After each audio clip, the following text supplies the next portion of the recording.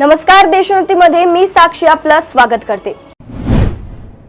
भारताचा स्टार भालाफेकपटू नीरज चोप्राने अखेर तो टप्पा गाठला आहे, ज्याची तो बऱ्याच काळापासून वाट पाहत होता। भारताचा ऑलिम्पिक विजेता असलेल्या नीरजने अखेर 90 मीटरचा टप्पा गाठून इतिहास रचलाय। नीरज चोप्रा हा असा कामगिरी करणारा पहिला भारतीय भालाफेकपटू ठरला। 2 वेळा ऑलिम्पिक पदक मिळवणाऱ्या नीरजची यावर्षीची पहिलीच स्पर्धा होती।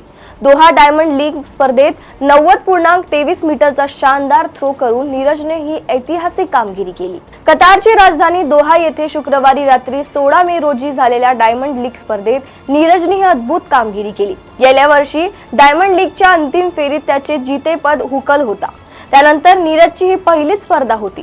एवढंच नव्हे तर भालाफेक इतिहासातील महान खेळाडू आणि सर्वात लांब भालाफेकचा विक्रम असलेला चेक प्रजासत्ताकचे माजी ऑलिम्पिक चॅम्पियन जान झेलेन्स्की यांच्या प्रशिक्षणाखाली देखील नीरजची पहिलीच स्पर्धा होती। अखेर या दिग्गज खेळाडू आणि कोचचे मार्गदर्शन सफल ठरले आणि नीरजने त्याच्या तिसऱ्या थ्रोमध्ये पहिल्यांदाच 90 मीटरचा कठीण अडथळा पार केला। यापूर्वी नीरजचा सर्वोत्तम थ्रो 89.94 मीटर इतका होता। 2022 साली स्टॉकहोम डायमंड लीग मध्ये त्याने ही कामगिरी केली होती। गेल्या हंगामाच्या अखेरीस नीरजने प्रशिक्षक बदलण्याचा निर्णय घेतला होता।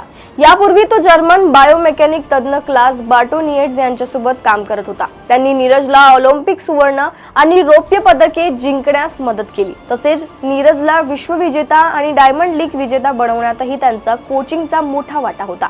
त्यानंतर नीरजने 98.48 मीटरचा जागतिक विक्रम असलेल्या झेलेन्स्की सोबत काम करण्याचा निर्णय घेतला।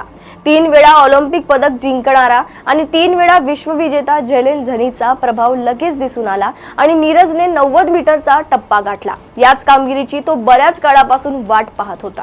नीरजने पहिल्या प्रयत्नात 88.44 मीटर भाला फेकला, तर दुसऱ्या प्रयत्नात तो अपयशी ठरला। त्याचा प्रयत्न बाद ठरला। मात्र त्यानंतरही हार न मानता नीरज चोप्राने तिसऱ्या प्रयत्नात 90.23 मीटर भाला फेकला। नीरज चोप्राने त्याच्या करिअरमध्ये पहिल्यांदा 90 मीटरचा टप्पा पार केलाय।